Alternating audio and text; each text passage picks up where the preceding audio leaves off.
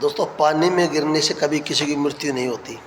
मृत्यु तब होती है जब उसे तैरना नहीं आता। परिस्थितियाँ जीवन में कभी समस्या नहीं बनती, समस्या तब बनती है तब उनसे निपटना नहीं आता।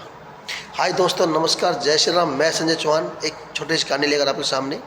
कहानी एक दिव्यांग राजा की है। उस राजा को एक आँख नहीं थी और एक पैर नहीं था, लेकिन इस राजा को इस बात का मलाल बिल्कुल भी नहीं था। वो पूरी प्रजा को खुश रखता था और धन धान्य की बिल्कुल भी कमी नहीं थी। और प्रजा के सभी लोग भगवान को धन्यवाद करते थे कि भगवान धन्यवाद है, आपने हमारा राज्य में ऐसा राजा दिया है कि जो सबका पूरा ख्याल रखता है, पूरी प्रजा को खुश रखता है। दोस्तों, राजा एक बार अपने घर के गलियारे में घूम रहा था। दीवार पर लगी उन पेंटिंग को देख रहा था जो उनके बड़े बुजुर्गों की थी। उनके पिताजी की थी, फिर उनके पिताजी की, फिर उनके पिताजी की तस्वीर लगी हुई थी। और देखकर बड़ा खुश था, बहुत गर्व महसूस कर रहा था कि मेरे पिताजी इतने सूरवीर थे, मेरे दादाजी इतने सूरवीर थे, मेरे परदादा इतने सूरवीर थे। बहुत खुश हो रहा था। जब उनको निहारता देखता तब आगे बढ़ा तो एक खाली जगह दीवार पर दिखाई दी। अब उसको पता था जो खाली जगह है वो तस्वीर वहाँ पर मेरी लगने वाली है मेरे मरने के बाद। दुख उसे ये नहीं था मैं मरूंगा, मरना सबको है। लेकिन समस्या ये थी, दुख इस बात का ये था उसको, राजा को, कि जो मेरी जो पेंटिंग लगी कैसी लगेगी। मेरे तो एक आँख नहीं है और एक पैर नहीं है, मेरी बहुत बड़ी तस्वीर लगेगी। तो सोचा कि क्यों ना अपनी तस्वीर अपने सामने बनवाऊँ, क्योंकि मरने के कम से कम ये तो सुकून होगा कि तस्वीर कैसी लगी है मेरे सामने, मैं देखूँगा सही कम से कम।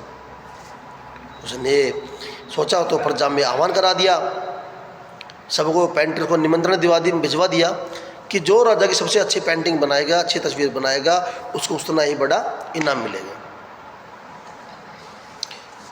लोग आए, पेंटर आए।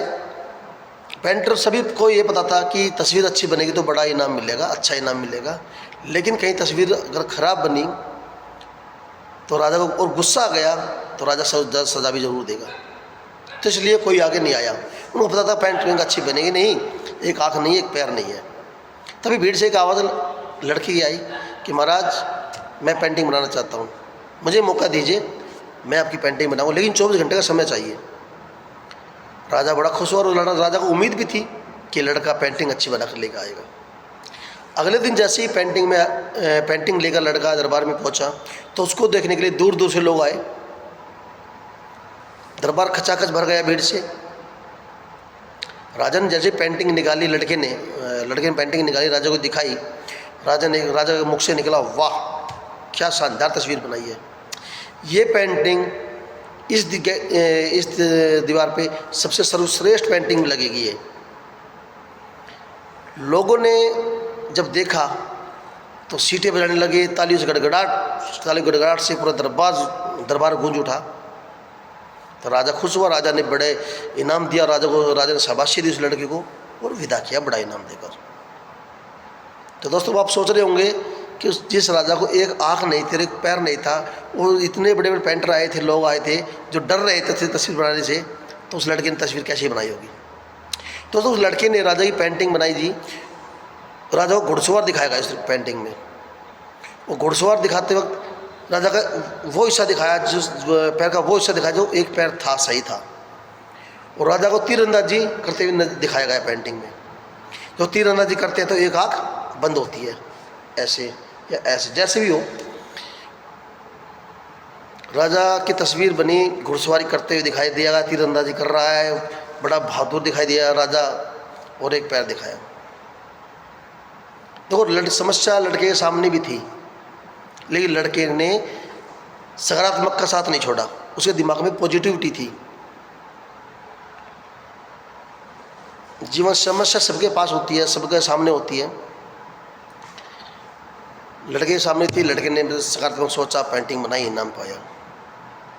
दोस्तों, जीवन में ना कभी भी समस्या बड़ी नहीं होती है। जब भी समस्या बड़ी हो, सकारात्मक सोचो। वो कहते हैं कि दिन में एक डोज जरूर लेनी चाहिए, और वो डोज है सकारात्मक सोच।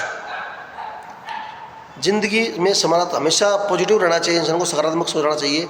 बड़ी से बड़ी समस्या लड़ने की आपको ताकत मिलेगी। और कहते हैं कि उम्मीद नहीं छोड़नी चाहिए जीवन में कभी भी।